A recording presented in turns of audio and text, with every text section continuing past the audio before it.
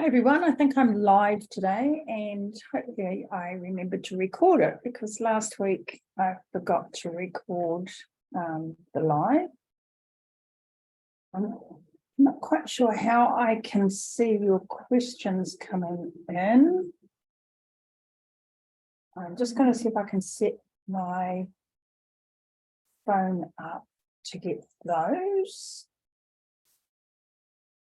Just let me have a go and see if this will work.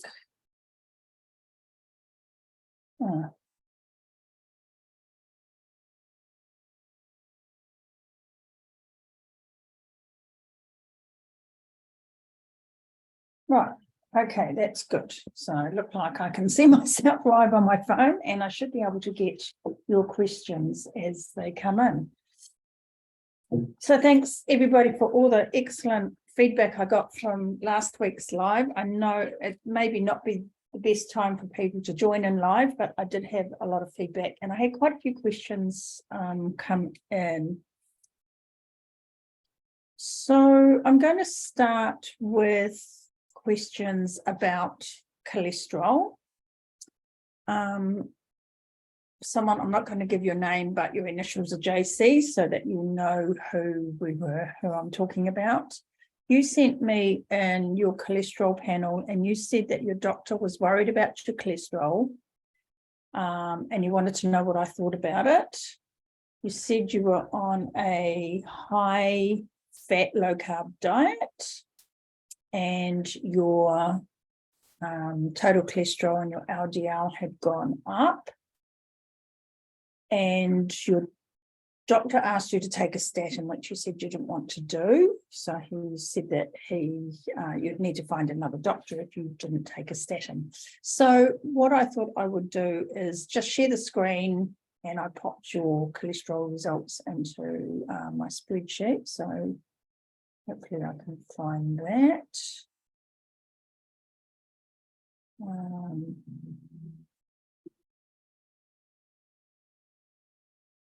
So here we go. So here's your cholesterol results. So we can see your total cholesterol is 9, which is considered quite high. And your fasting triglycerides were 1.9. I'm going to come back and talk about that a bit more in a minute. Your HDL, which is what we call the good cholesterol. And I kind of want to clarify that because cholesterol is cholesterol. So whether it's HDL or LDL, it's exactly the same thing. There's no difference between the cholesterol. The difference is in the particle that it's carried in. So because cholesterol is fat and it can't sort of be transported in our serum, and which is watery, it gets put in what's called a lipoprotein particle. And we've got lipoprotein particles all start out as very big VLDL particles, which contain a lot of cholesterol. And as they go through our bloodstream and do their jobs, they get smaller and smaller and smaller. And so LDL, so LDL-C is one of the lipoprotein particles that carry cholesterol around. And that's what everybody calls the bad cholesterol. And HDL-C is a smaller particle, and that's what we carrying the same kind of cholesterol. It's carrying the cholesterol back to the liver, and that's what we call the good cholesterol. So we can see from this test that total cholesterol is higher than certainly the doctors would like. Triglycerides fasting are quite high, certainly a lot higher than I like. HDL is low for everybody, me and the doctors. And then LDL is a little bit higher. So on its own, that doesn't really tell us a huge amount about your cardiovascular disease risk. Those high triglycerides are a concern. And if you're on a low carb, high fat diet, I'd have to ask, was this a fasting test? How long had you been fasting?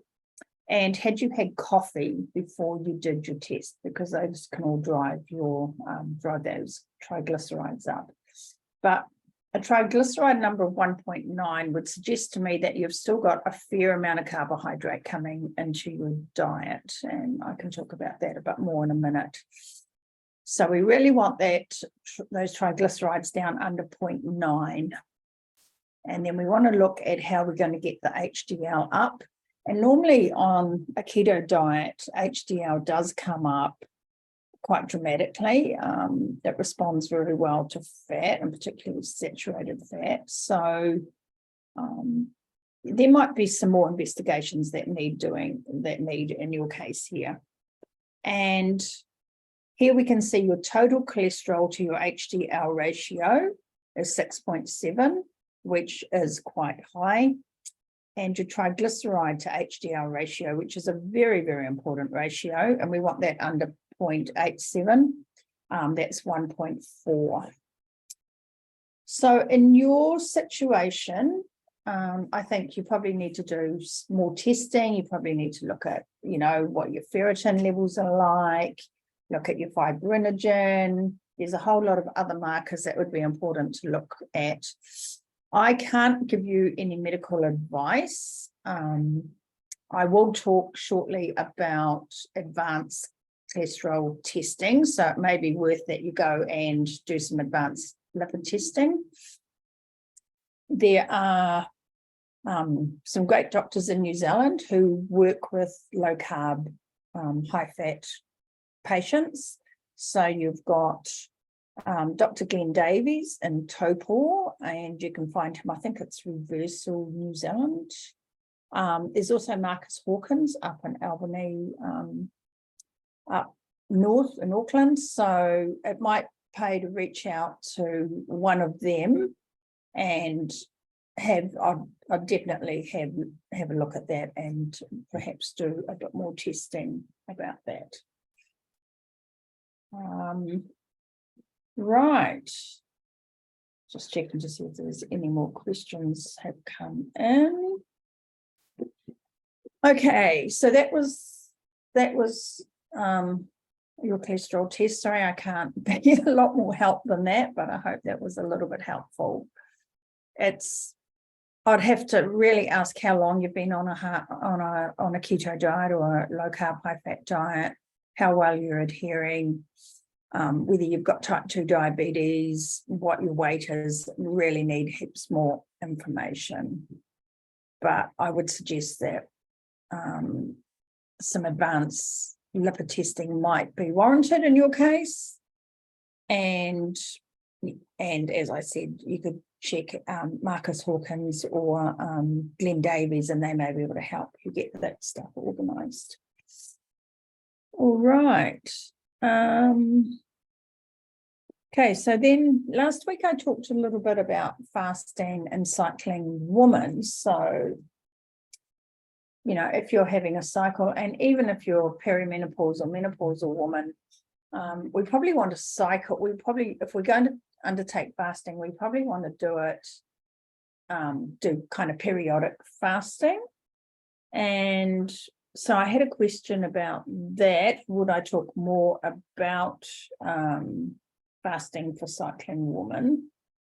And then I had a second question about fasting. Well, it wasn't a question, it was a statement, really. The person said that fasting has been undertaken for thousands of years by many different groups of people, and we've got religious fasting, and that's absolutely true. There's Ramadan, and they fast, and they do 30 days, and they eat at sunrise and sunset. So essentially that's a 12-hour fast. So they're doing a 12-hour fast during the day and a 12-hour fast during the night, or probably 10 hours during the day and 10 hours during the night. So that's not really extended fasting. That's kind of 2 meals a day with that big fasting window in between, and then the nighttime fasting. And definitely, the evidence I've seen that comes out of Ramadan is, decreased weight, improve insulin sensitivity, decrease type 2 diabetes. So, I'm not saying that fasting isn't a really good mechanism that we can use. I just think we need to be careful how we apply it and at what stage of our health journey we're at when we do start to apply it.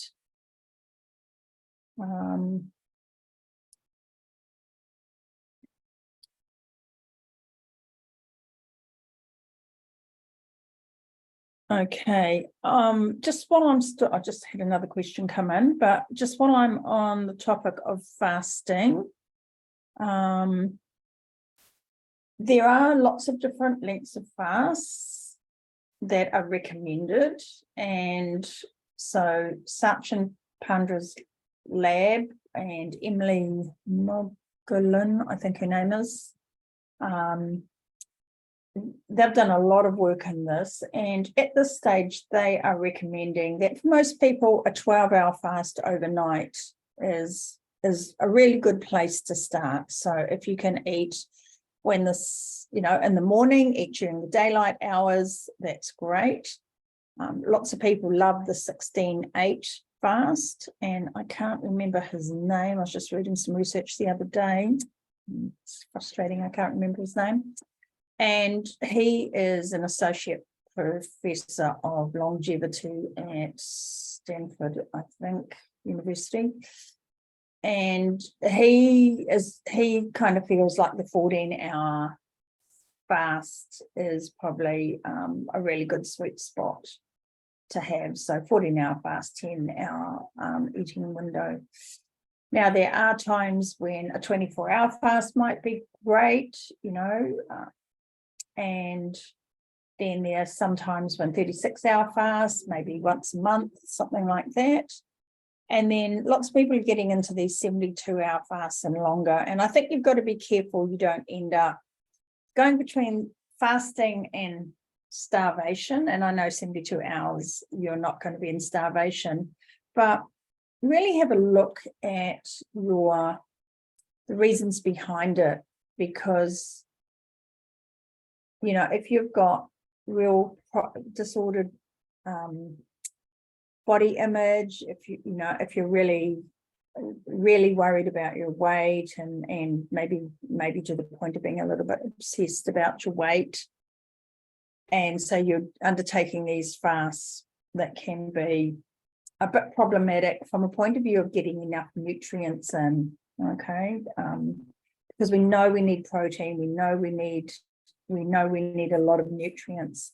And fasting makes us feel amazing, we get really, alert, and we feel on top of the world. And, fasting has all these kind of amazing neurological benefits as well. But we have to be careful, because although our ancestors were forced into fasting for, we don't know how long, but probably different periods of time, those neurological benefits would have been there so that they would get out of bed and go and seek food, all right? So they didn't just curl up in the cave and go to sleep. And so we get those benefits as well when we fast, but we do have to make sure we go and seek food, and we seek good food.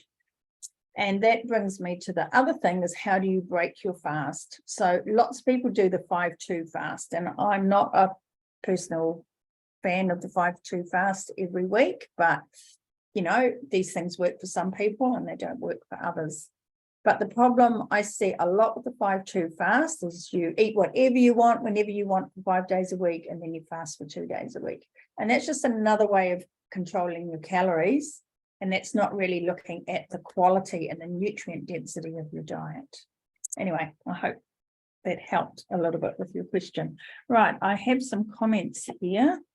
I just need to go and find them. So Andrew, yes, Andrew, please. Thanks. Oh, thanks for all your questions. Right, so we're back to the cardiovascular disease.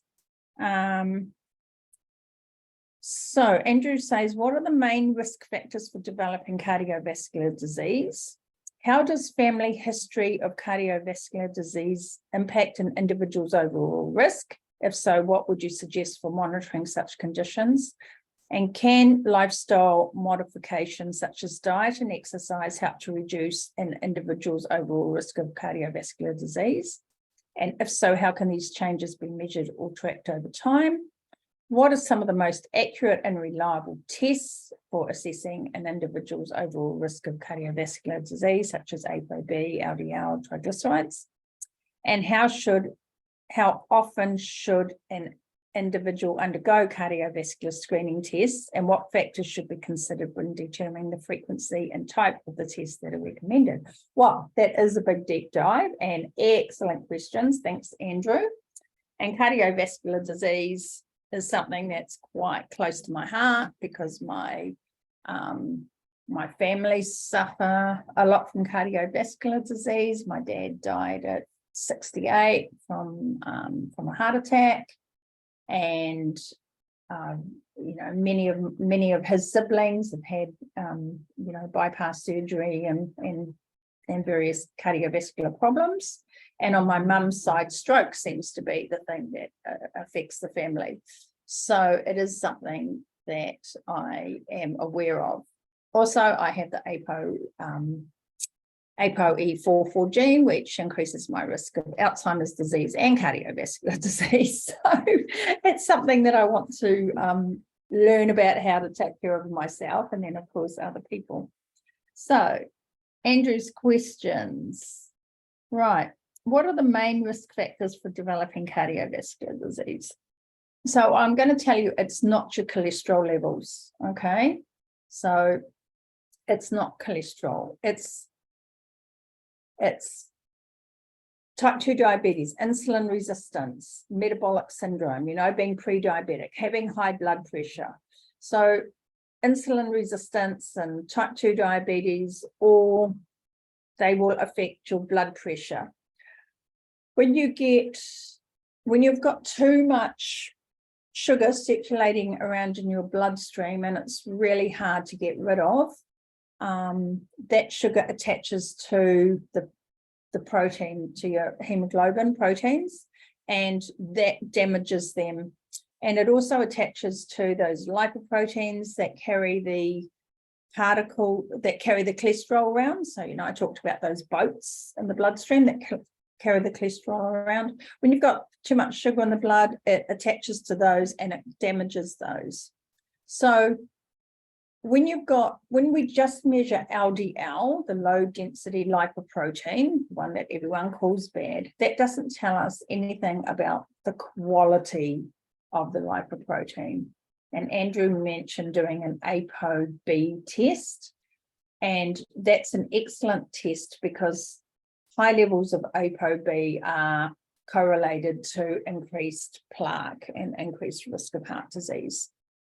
And so ApoB, the LDL cholesterol that we have, that low density lipoprotein that gets measured on most blood tests, we can have they can be big and fluffy and they have a low risk of heart disease, or they can be small and dense, and they can get through into that arterial wall a lot easier. So that's what the ApoB test measures. And there's another test called ApoA1, and that measures, so ApoB measures the LDL and ApoA1 measures the HDL.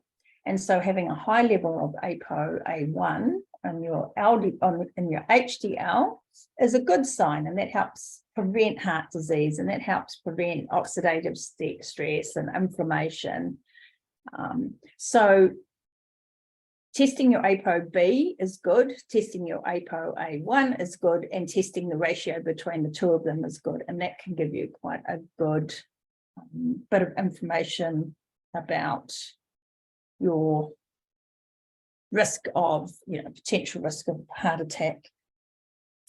Other things that affect your heart are having really high iron. So not even hemochromatosis high, but high levels of ferritin sitting in your body, and that's an acute phase reactant, we call it, so just think about how iron and oxygen interact together and cause rust, and so that happens in our body. So especially for men and for postmenopausal women, we want to keep those the ferritin levels down and in a normal healthy range. So that's where doing things like regular blood donations can be quite handy. Oh, I'm just taking it off. I did my blood donation yesterday. I do them usually probably about 4 months, I think. And I think that's a real healthy thing to do. Other markers for cardiovascular disease are things like fibrinogen is a good marker. That is kind of looking at the clotting factor. So that's another really good marker. Homocysteine is a good marker. We want our homocysteine levels around 7 or 8. And homocysteine is really undervalued as a cardiovascular risk marker. But if it's over 15, your risk is significantly increased of cardiovascular events. And that's something I think should be done more regularly and better understood by our GPs. So getting fibrinogen, homocysteine, and then there's, things like uric acid. So all those things that come back to that metabolic health, how well you're managing your glucose and your insulin. Your waist to height ratio is a really important marker. So, you measure your height and your waist, and you want your height to be twice as tall as the size of your waist. So you want your waist to be half the size, half your height. And that's a really good thing to focus on is working on getting that down, even more so than worrying about what the scales say about weight. Smoking, of course, is a major risk factor for cardiovascular disease. It's probably one of the biggest risk factors you can have. And then stress is a major risk factor. And one of the reasons stress is so important is not only the adrenaline and the effects of the adrenaline and cortisol and what's going on, but the effects that they have on your nutrients. And so you've got to have, your heart needs a whole pile of nutrients to work. And stress, when you're under stress and your adrenal glands are chewing up all those nutrients, they're not available to go to your heart to work properly, to make energy properly, for the mitochondria to make nice, clean energy. It ends up making, a whole lot of nasty exhaust fumes, which again, that inflammation, oxidative stress. So we really want to concentrate on nutrient density. Major risk factors for developing cardiovascular disease, I've probably covered that a bit off. How does family history? That's a really important question. And I think if your family history if you're under 50 and you've had a heart attack, or someone in your family close to you has had a heart attack, I think you definitely have a genetic predisposition, potentially a genetic risk, and you should probably look at that. And that, I just want to emphasize, that's not actually about cholesterol. So cholesterol isn't really involved in those early heart disease situations or heart attack situations. So there is a family risk, but anything with our genes, they can be turned on and turned off, and they respond to our environment. So if you're like me and you've got heart disease and Alzheimer's as part of your kind of, DNA profile, genetic profile, then it just means we probably have to work a little bit harder than somebody who doesn't have those things to take care of ourselves. And, sometimes that doesn't always feel like it's very fair, but I think it's just, how we're born. Life isn't always fair. And so I just think we need to, just pay close attention to that and do the right things by our body. So can lifestyle modifications, diet, exercise help to reduce an individual's overall risk? And how can these be measured and tracked over time? So getting that waist to height ratio is really important, and that's an easy one to track. Just once a month, measure your waist to height ratio. And if it's too high, if your waist is too big, just start taking action to get that down. Now, I'm, in general, a firm believer in a low carb diet or a lower carb diet to do that. The evidence that I've seen, and I think, sort of Gabrielle Lyons talks about this quite a lot, is that we can only process about 30 grams of carbs at a meal. So that's not a whole lot of carbohydrate. And, if we're eating 3 times a day, that's 90 grams. That's 90 grams in a day. And most people are eating, 200 or 300 or even more grams of carbohydrate. So if you're at risk of heart disease, if you were like that blood chemistry test I showed you earlier with those kinds of numbers and the high triglycerides and the low HDL, then I'd suggest getting that carbohydrate intake down. And then what do you replace those carbohydrates with? So we have, food gets broken up into nutrients and into energy. And we're used to, everyone talks about calories, which is really the energy side of it. But I like to talk about energy because energy can come from carbs or come from fat. And the nutrients come from our proteins, those amino acids, and then from the foods that are really high in vitamins and minerals and trace elements. So we want them on one side of the scale, and we want plenty of them. And then we modify and manage the energy intake that we have depending on our weight. So if we're going to go for a lower carb diet, then we're going to need more energy from fat in our food. And saturated fat doesn't cause heart disease. That's been really well established now.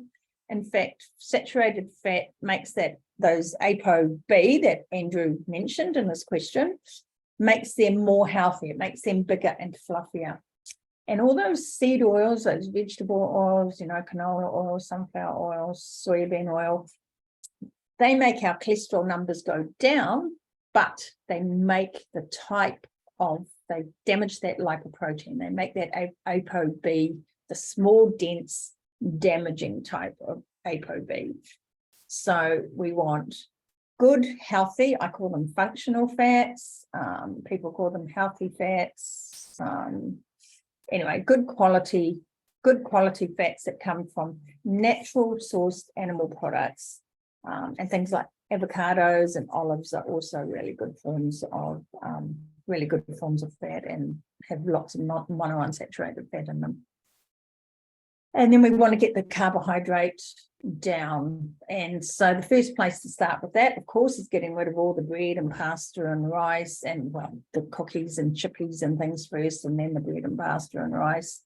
And then, again, depending on you as an individual, you might need to cut out more starchy foods and the vegetables, or you can, embrace a carnivore keto diet, which so far, with the evidence we have, seems to be pretty healthy. What else can we do? Exercise. Andrew talked about exercise. So exercise is, of course, very important. And we don't have to go out there and be crazy. So that depends on individual, your kind of individual preferences, I guess. A moderate amount of cardiovascular exercise is obviously important for your heart, and we should be doing that. You want to be able to walk for, if you're just starting, start slowly and build the habit. So one of the most daunting things if you're not an exerciser is you see all these people out running marathons and lifting heavy weights, and it just switches you off. You're like, oh, I can't do that. That's not me. And you switch off. But you need to find a level that you can do. And a little bit often is better than having big hiss and, big attempts and then doing nothing for months, and then you have another big attempt. And I see that lots. I see people come in and they run a marathon, and then they spent 3 months training, they run their marathon, and then they sit on the sofa for 6 months, and then they're like, oh, I've got to do something, I need to do something, and so they go and run another marathon. And that's very stressful. That's very stressful for your body, for all the systems in your body, for your musculoskeletal system, for your adrenal system, for all your hormones, for your all your mineral systems. So it's very stressful, and it's great that you do it, and I take my hat off to everybody who achieves it. But if you're looking for longevity and like better health overall, I just think, maybe step back and maybe try and do something you can do a little bit more often. That's helpful. And then I'm a huge fan of resistance training, and I know lots of people and lots of women go, I don't like resistance training, and people seem to either love it or hate it. You seem to either be a cardio person or a weights person, but resistance training is absolutely essential for our health, and it's also good for our heart health as well. It's good as a glucose sink. We build muscle, and it's really, really important. So how often should we undergo cardiovascular screening tests, and what factors should be considered? So that's a really good question. I didn't mention CAC scores, so coronary artery calcification scans, and they can be really, really useful tests. They're not generally advised in people under 40. I think if you're worried and you go and talk to your GP, who will send you to a cardiologist, who may then refer you for a CAC score. And I think it's really good to get a baseline point, particularly if you're going to change your diet. So you get a baseline and then you change your diet. There's not much point changing your diet and then measuring your CAC, and then you don't know whether things got better or worse. So I think if you're at a risk, if you're concerned, if you've had a previous heart attack, if you think your cholesterol numbers are a bit wacky and some of these other things I talked about aren't so good, then do a CAC score, then do an intervention, and then go back and retest. Now, I think it probably takes, I do know people who retest every year or who have tested on a yearly basis. I think it probably takes a couple of years to really see the significance of any changes. So I think that could be quite well worthwhile doing. And then just general cholesterol testing. Oh, I don't know. I mean, do that first series of tests and then determine the frequency based on that. So if you have your ApoB and your ApoA1 tested, then come back and get that, see what those results are. If you need to implement some changes, do that, and then maybe in 6 months go back and retest to see what's been happening with those changes. Just remember things like if you lose a lot of weight, your cholesterol will often go up, your LDL will often go up quite high when you lose weight. So lots of people tell me they've lost weight, their blood pressure's come down, they're feeling really good. They go to the doctor measures their cholesterol and then goes, oh, you have to stop what you're doing because your cholesterol's got high. But really you want to wait for a while and let it stabilize before you make any decisions about that. And the other thing, and Dave, I believe I've forgotten his name, from Cholesterol Cold. Anyway, can't believe, see, my Alzheimer's.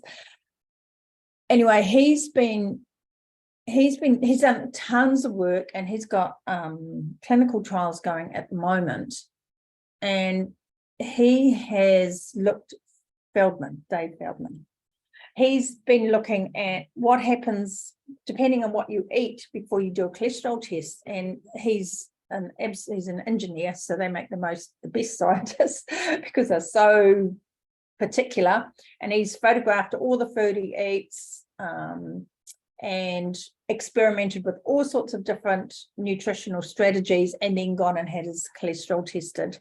And we know that it's really dynamic. So it's not that it's just high and it's always high. It changes depending on what you eat. So, that's something else to take into account when considering cholesterol. Like I mentioned earlier, if you drink black coffee, so you think, okay, I'm not eating food, but I'm having black coffee, that in some people can drive your triglycerides up. So you go, where's all the, this looks like I've got too many carbohydrates and I'm making too much fat. But it may be just that you drank coffee in the morning, or maybe you didn't fast for long enough. All right, Andrew, I hope that answered your questions. Let me know if there's anything else in there that needs answering. There's just a message from Gay. So Gay's going to hate me saying this, but Gay is off to have hip surgery. I dropped her off at the hospital this morning. And so Gay, we're all thinking of you, and best of luck with that hip surgery. And I'll see you in a couple of hours when I pick you up. Well, I won't be picking you up, but I'll be checking up on you. Right. How are we going for time? Other questions? What questions did I have come in? I did have some others. Fatigue. So I had a couple of questions, roundabout questions about being fatigued.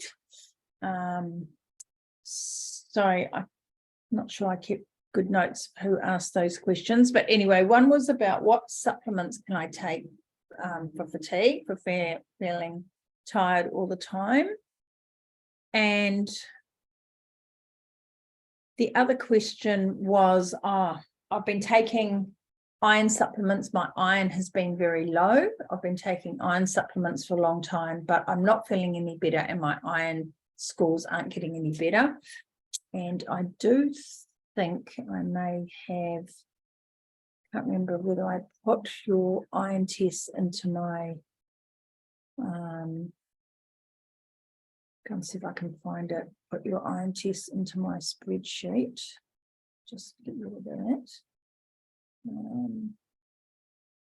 No, that was the cholesterol one. I think I've just got the numbers somewhere. Hang on, let me just go and find the numbers.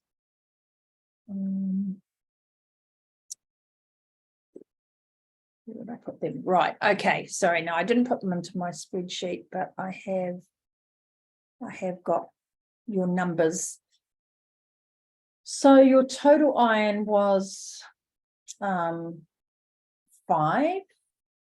Your ferritin was 130, so 5 is very low. Ferritin was 130. Transferrin, which I don't know if you remember from last week, but transferrin are the little boats that carry the iron around in our bloodstream. And every transferrin, every little boat can take two iron molecules in the bloodstream. So your transferrin was good. Your ferritin is actually a bit high. And then your iron saturation, so you've got the boats, and then your iron saturation is how many of the seats in the boats are filled up. So each boat has 2 seats, and so your iron saturation was 9. So that means that not many of your seats in your boat were filled up. So you are going to be feeling really tired. The question is why? The question is why you're taking iron supplements, why aren't they working? And I talked about a little bit about this last week, about you need copper, and you need copper and magnesium and vitamin A, and so you need all these other cofactors, but copper is a really important cofactor in the transportation of iron. And ceruloplasmin helps load the iron into the boats, and ceruloplasmin is a copper dependent enzyme. So if your copper is low, you won't have enough ceruloplasmin, and then your ceruloplasmin can't help in loading that iron into those boats. So that could be an area for you to go and have a look at. I did notice in your blood test that your albumin was very low. So we have proteins in our blood. The main ones are albumin and globulin. And albumin is really important transporter protein. So that helps carry all the nutrients around your body, hormones around your body.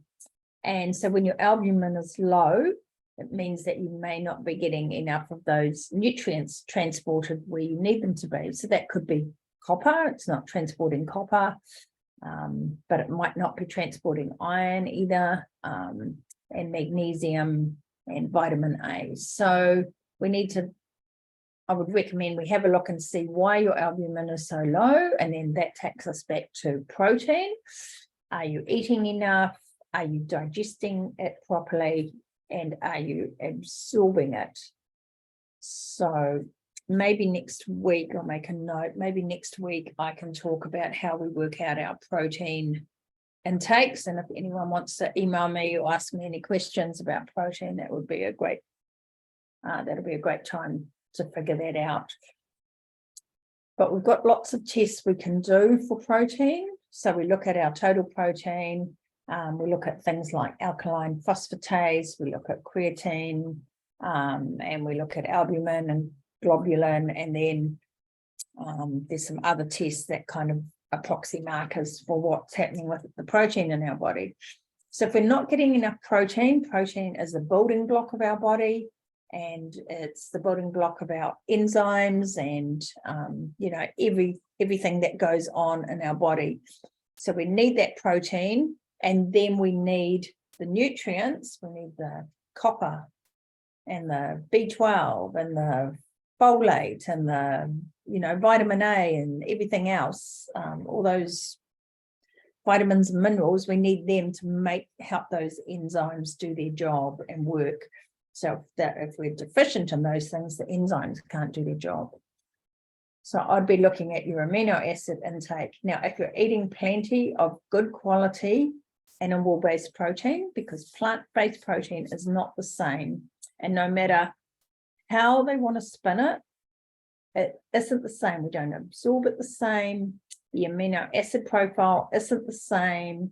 In order to get enough plant-based protein, we have to really increase that energy intake. So we have a high calorie intake.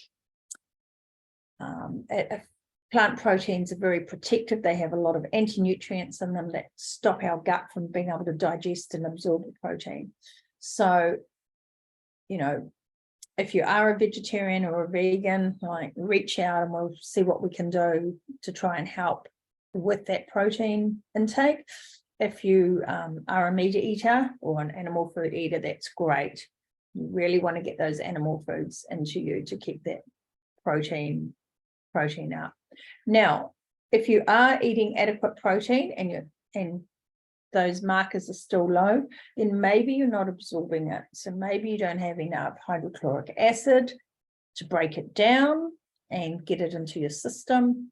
And quite often, animal proteins come with some fat, some saturated fat. The good ones come with lots of saturated fat. So you might not have enough bile to actually break it down as well.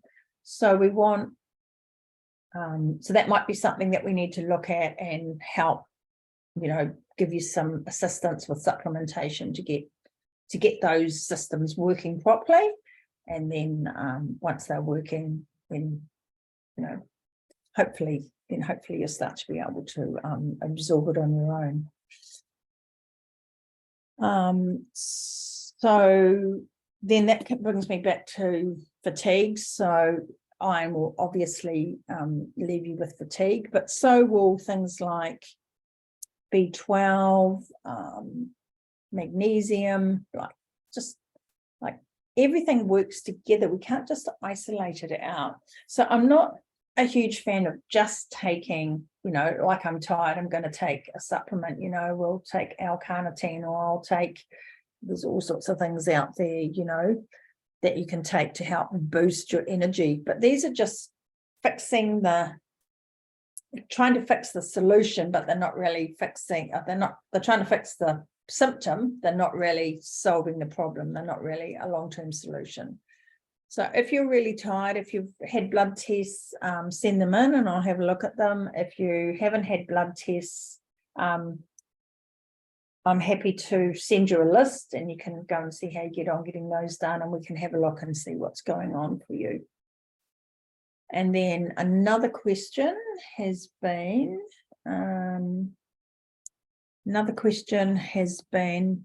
I've been taking magnesium for cramps, but it's not helping.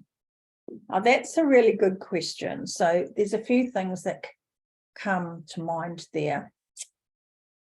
What form of magnesium are you taking? Because they're not all the same, and lots of the magnesium that you just buy from the pharmacy or from the health shop, magnesium sort of oxides, or kind of elemental magnesium, which is not very digestible and not well absorbed by the body. And they may help a little bit with things like constipation, but they don't really do a lot to improve your magnesium stores. So you want to be taking a good quality magnesium, and I quite like magnesium glycinate. There's also magnesium malate, which is good for kind of energy and focus, and magnesium threonate, which is also a good form of magnesium. But if you are taking magnesium and you're still getting lots of cramps and they're not going away, the problem might be calcium. So calcium and magnesium work closely together, and low calcium can result in severe muscle cramps as well as magnesium. So you would be wanting to test first, because you don't want to just go out and start taking calcium supplements if you don't need them, because too much calcium can be another one of those contributors to plaque in the arteries and that cardiovascular disease we were talking about earlier. So we want to look at our calcium, and then when we look at calcium, of course, we've got to look at phosphorus. And then that brings us back round to having a look at vitamin D and parathyroid hormone. So I'm not a huge fan of vitamin D, just random vitamin D supplementation. We keep hearing from, the Ministry of Health that doctors don't need to test for vitamin D. Just if someone's an at-risk population, just dose them with it. Well, vitamin D is a hormone, okay? It's a corticosteroid. So it's a hormone. And when do we just go out and just randomly start taking, tens of thousands of IUs of hormones without actually knowing whether we need them or not? It's not something I'm a huge fan of. Now, there are maybe times when someone may need some vitamin D, and parathyroid hormone is one of the ways that we cross-reference that. So we do a blood test, we check your vitamin D levels, and we check your parathyroid hormone levels. And if your parathyroid hormone levels are nice and low and under 2.5, well, then your vitamin D status is fine, and that's what suits you.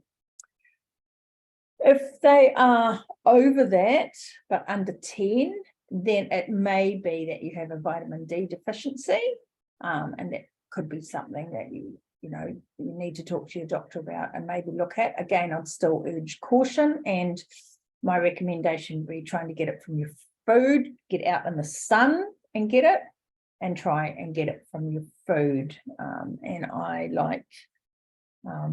quite like cod liver oil. I like the liquid, that Nordics Natural Arctic Cod Liver Oil is what I use, have a teaspoon a day. It's not fortified with anything, but it's got great vitamin A and vitamin D, and then EPA and DHA, which are all those good fatty acids for my brain. So you could try that and get out in the sunshine. But yes, if magnesium's not working for cramps, it might be something else, and calcium could be something that you need to look at for that. Right. Don't know. Are there any other questions? I think that's all that I had come in this week.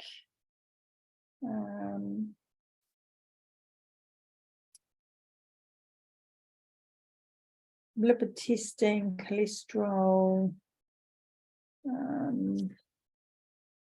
check those. All right, I think that's about it. So managed to talk non-stop for 40 minutes. So I think I'm just about done. Thanks everybody for your questions. Thanks everyone who messaged me and said they enjoyed last week's episode. I hope that this week's has been interesting for you. Please keep sending me in the questions. You can send them to my email address. You can susan@susanbirch.co.nz. You can private message me, or you can just post them under this video. So all right, enjoy the rest of your day. Thanks. Bye.